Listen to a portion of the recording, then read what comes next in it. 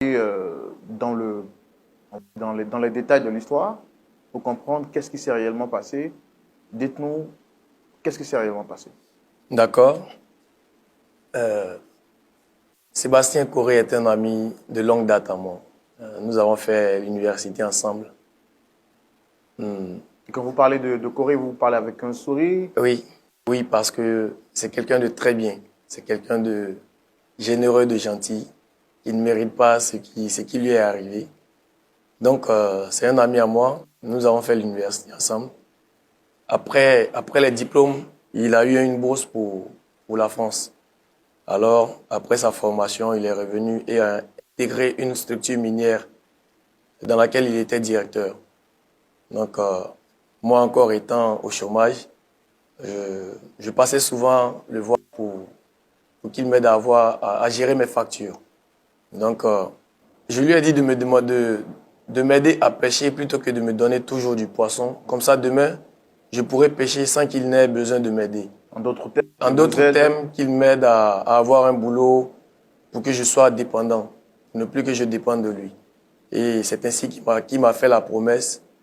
Et 2 semaines plus tard, au moins d'1 mois, il m'a rappelé et il m'a donné un poste dans la même structure où il travaille en tant que PDG.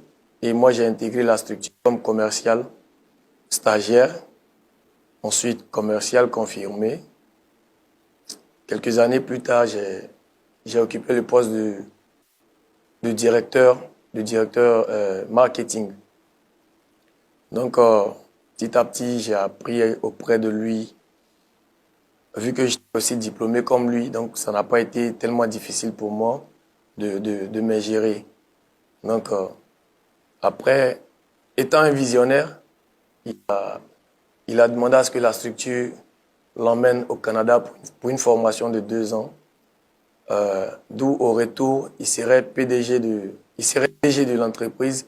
Il allait, comment dirais-je, il allait agrandir l'entreprise sur toute l'Afrique, c'est-à-dire implanter l'entreprise un peu partout en Afrique, parce que tellement, il avait beaucoup à donner pour l'Afrique. Il était visionnaire.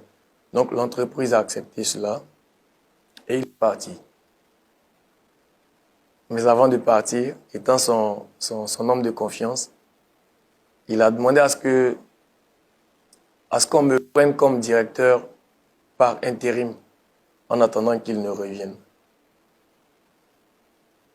Ceci étant, l'entreprise a accordé sa doléance et je fus nommé comme directeur intérimaire sur les 2 années qu'il allait passer au Canada.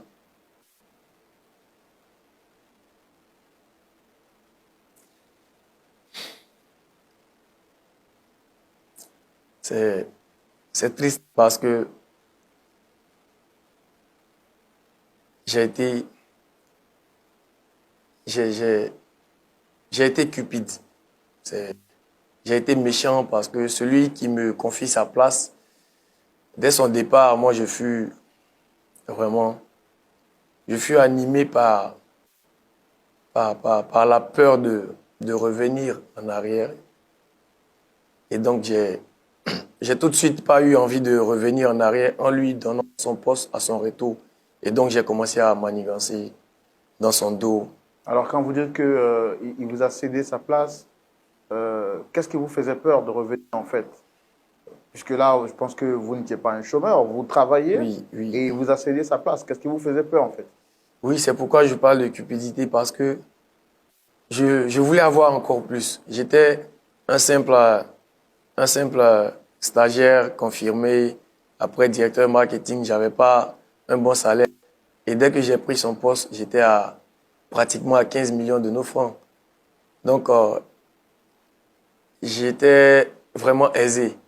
Du coup, j'avais peur de revenir en arrière parce que je me disais que s'il revient, il allait prendre sa place et moi, j'allais redescendre encore, même si c'est pas au bas de l'échelle, mais j'allais encore Vous redescendre. allez perdre des avantages qui étaient J'allais rattachés perdre des au... avantages qui étaient rattachés à ce poste.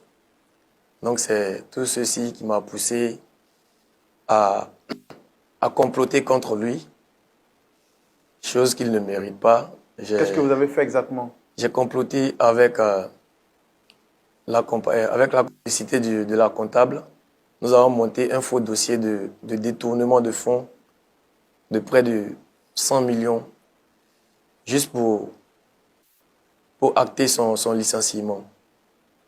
Et vraiment, c'est des choses que je regrette. Mais bon, c'est comme Mais cela vous ne parlez suffit. de regret et vous me parlez avec un sourire, apparemment, ça ne vous dit pas grand-chose. Non, Parce que quand on regrette, quand même, l'expression faciale nous le montre. Mais moi, je sens aucun regret sur votre visage. non, là, il y a cette ironie dans l'expression. J'ai vraiment mal. Je souris, mais j'ai très mal parce qu'il ne mérite pas ça. Il ne mérite pas ça. Comme cela ne suffisait pas, j'ai même demandé au PDG de racheter la structure dans laquelle sa femme travaillait pour le simple but d'avoir le contrôle sur cette structure afin de licencier aussi sa femme. Vous avez un problème avec sa femme? Non, non, non, pas du tout. Je me disais que si lui, il a été licencié et que sa femme travaille, cette dernière pouvait l'aider à remonter l'échelle. Donc, il fallait que je lui casse aussi ses ailes.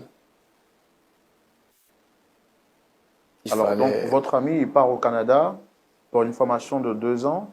Et durant ces 2 ans, vous occupez son poste ici en tant que directeur général intérimaire.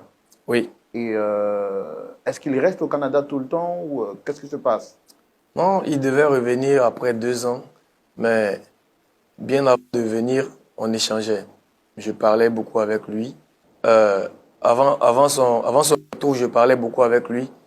Et il m'a même demandé s'il pouvait revenir. Là, je lui ai dit oui, évidemment, il peut revenir parce qu'il y a de la place.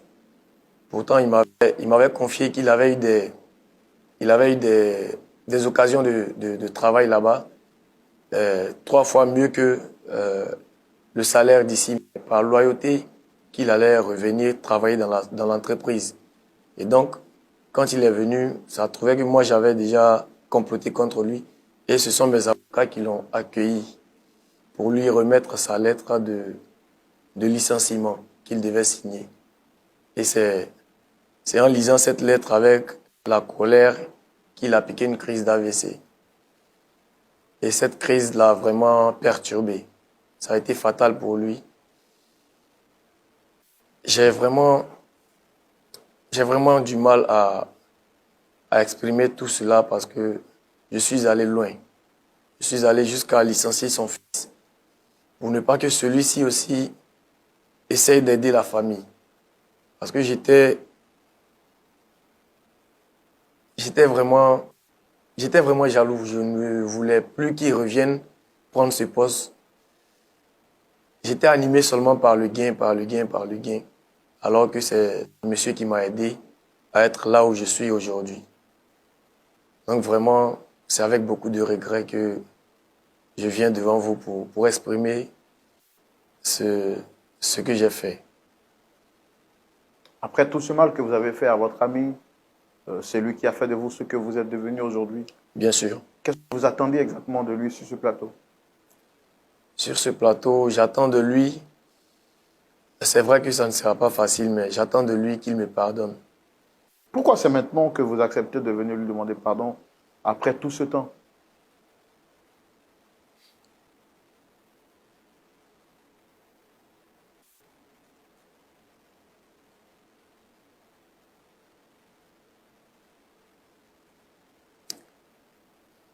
Si je demande pardon aujourd'hui, si je demande à le voir pour m'excuser aujourd'hui, ce n'est pas volontaire. Je suis confronté à une situation dans laquelle seul lui peut m'aider. C'est seulement lui qui peut me sortir de là. Alors, votre pardon, c'est un pardon conditionné alors? Bien sûr, bien sûr. Et ça me fait vraiment honte. Ça me fait vraiment honte de ne pas m'en rendre compte, de ne pas faire de mea culpa jusqu'à ce que j'ai encore besoin de son aide. Et